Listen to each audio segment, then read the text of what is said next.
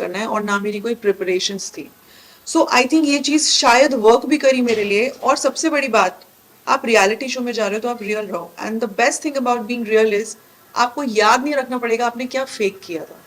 So I am just being my self, जो मैं आपके सामने हूँ ना, मैं वहीं यही वहीं पर हूँ। And I don't have to remember कि मैंने किससे दोस्ती में कैसे बिहेव करना है, किसके साथ कैसे रहना है। सो बहुत कुछ मैंने अचीव कर लिया है। सबसे बड़ी चीज, मैंने आप लोगों का प्यार पा लिया है। और सच्चाई की वही मैंने आपको बोला कि सबसे बड़ी ताकत है कि आपको याद नहीं रखना है कि झूठ क्या बोला था। जो कि वहाँ बहुत लोग ऐसे हैं कि दे डोंट अबाइड, बट मुझे उसमें नहीं जाना है। और शायद उनकी उस चीज की वजह से मुझे और ये लगता था कि ऐसे कैसे कर सकते हैं, मुझे तो एटलीस्ट रहना, I don't have to lose my self. So प्यार बहुत मिला है, पेशेंस बहुत आ गई है, कान के पर्दे थोड़े फट गए, बट अभी इलाज चल रहा है मेरा। सौंदर्य आपकी जर्नी की बात करें तो जी। 2 पार्ट में डिवाइड हो जाती है।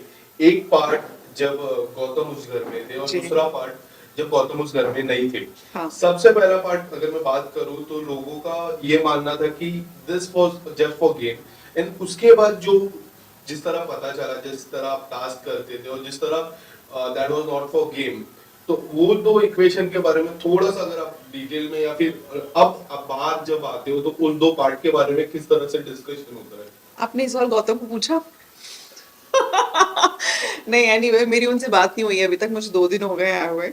फोन नहीं आया उनका, तो अभी आपको पता लग गया होगा कि क्या गेम है और क्या नहीं है। एनीवे जो मेरा उनके साथ भी जो मेरा बॉन्ड था, it was very genuine and real. और मैंने हर जगह, I am not sharing away from talking about this, मेरा जिसके साथ भी बॉन्ड बना है बहुत ही जेन्युइन, चाहे वो प्रियंका अंकित के साथ रहा हो, चाहे वो 5 हफ्ते के लिए रहा, बट वो बहुत जेन्युइन था। तो झगड़ा उनसे भी हुआ ना, तो उस पे किसी ने सवाल नहीं उठाया। स्टैन के साथ भी था ना, उसके बाद वो मंडली में चले गए, उस पे किसी ने सवाल नहीं उठाया। तो वाई ओनली दिस? तो कहने का मतलब है कभी कभी सर्कमस्टांसेस चीजें ऐसी बन जाती हैं कि आपके रिश्ते तो बनते हैं आपकी तरफ से जेन्युइन, अब सामने वाले का कितना क्या है उसमें, वो भी बहुत मैटर करता है ना, ताली एक हाथ से नहीं बजती है। हाँ, वो जो मेरी जर्नी थी, उनके जाने के बाद जो भी चीजें मुझे फील हुई उसके भी बहुत कारण थे, correct. And my point is कि 2 भाग में तो आपने डिवाइड किया, मेरे लिए तो सेम जर्नी है।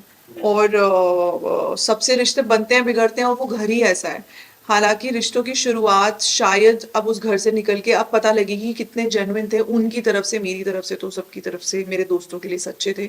बट हाँ, मुझे लगता है हम लोग जानी दुश्मन नहीं है एक दूसरे के, और सब लोग अच्छे से मिलेंगे, बात करेंगे जब फिनाले पे मिलेंगे और हमारी बातें होंगी, सब गिले शिकवे हो जाएंगे, क्योंकि वो गेम का हिस्सा थे।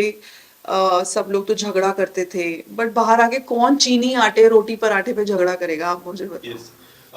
क्या आपको लगता है कि जिस तरह आपका इविक्शन अनफेयर था उसी तरह सेम वाइज अंकित का भी इविक्शन कई हद तक अनफेयर था? सी मेरे केस में तो बहुत अनफेयर था, और मेरा ये नहीं था कि मुझे जाना था। अंकित को हमेशा से था कि मुझे जाना था, और मेरे टाइम में वोटिंग लाइंस भी बंद नहीं थी, तो as per the votes, in fact टीना 10th वीक में जाके वापस आए थे। सो सबको भी यही था। और फिर वो सब जो हो गया कि घर वाले डिसाइड करेंगे, तो घर वाले कैसे डिसाइड कर सकते हैं, क्योंकि हम यहाँ ऑडियंस के लिए हैं, करेक्ट। तो ऑडियंस का हक आप उनको नहीं दे सकते हो फॉर दिस पर्टिकुलर रीजन। उस टाइम पे शायद वोटिंग लाइन बंद थे। एंड अपार्ट फ्रॉम दैट, अंकित का ऑलरेडी था कि मेरा हो गया है। मेरे केस में ऐसा नहीं था, मुझे जबरदस्ती थ्रेड समझ के निकाला गया वहां से। क्यों? क्योंकि अगर मैं होती तो शायद वो आगे नहीं बढ़ पाते, और उसको आप बोल रहे हो अरे इन्वॉल्वमेंट नहीं है, अर्चना के साथ है। अगर मैं किसी की भेड़ चाल में होती या मेरा इन्वॉल्वमेंट नहीं होता, तो टारगेट सौंदर्य शर्मा नहीं होती, क्योंकि मैं भी अलायंस बनाती, मंडली में घुस जाती, या जरूरत पड़ने पर अंकित चले गए तो जैसे प्रियंका ने टीना और शालीन के साथ दोस्ती किया, फिर उनसे झगड़ा किया, फिर उनको लगा कि मेरी अर्चना का झगड़ा हो रहा है, तो उन्होंने अर्चना से बात करना शुरू किया। सो माय पॉइंट इज, सबने परम्यूटेशन कॉम्बिनेशन बनाए सिवाय मेरे। और अगर मैंने बनाए होते गेम के लिए, और मैं सोचती कि मैं वोट के लिए, लोगों से दोस्ती के लिए मुझे करना है, तो आज मैं अंदर होती, आपके सामने बैठ के इंटरव्यू नहीं दे रही होती 2 हफ्ता पहले। सौंदर्य, क्या आपको लगता है कि इस सीजन में सबसे ज्यादा पेरेंट्स इन्वॉल्व हुए हैं? जी।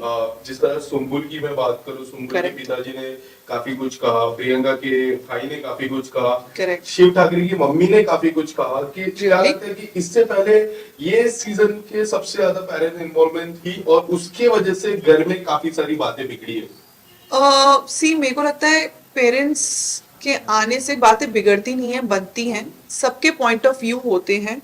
और मुझे एक्चुअली अभी तक मैं एपिसोड्स देख नहीं पाई हूँ, तो मुझे नहीं पता है कि उनकी आई ने क्या बोला, उनके भाई ने कितना बोला है, या बाकियों के पेरेंट्स ने कितना क्या बोला है। बट मेरा ये मानना है कि डेफिनेटली पेरेंट्स के आने से एनर्जी चेंज हो गई थी, वाइब चेंज हो गई थी। और बाहर का कोई भी इंसान आता है तो एक पॉइंट ऑफ व्यू लेकर आता है, कोई भी हो, अच्छा बुरा सबके लिए। But what it did best for all of us is कि सबको एक इमोशनली स्ट्रेंथन किया उस चीज ने। और रही बात बाहर के पॉइंट ऑफ व्यू की, अब है पॉइंट ऑफ व्यू, जो चीजें बाहर चल रही है हमको तो नहीं पता थी, करेक्ट। और मुझे तो अभी भी नहीं पता है कि किसने क्या बोला है। I am still going through a lot. तो ये तो बहुत ही अच्छा और एक यूनिक चीज बिग बॉस ने लेके आया कि फैमिली को भी इन्वॉल्व किया। मतलब जैसे आपका इलेक्शन गलत हुआ है वैसे ही सब लोग को जैसे सुम्बुल का गेम में कुछ इन्वॉल्व नहीं है, सुम्बुल हो गया, एमसी स्टैंड हो गया, आप इसके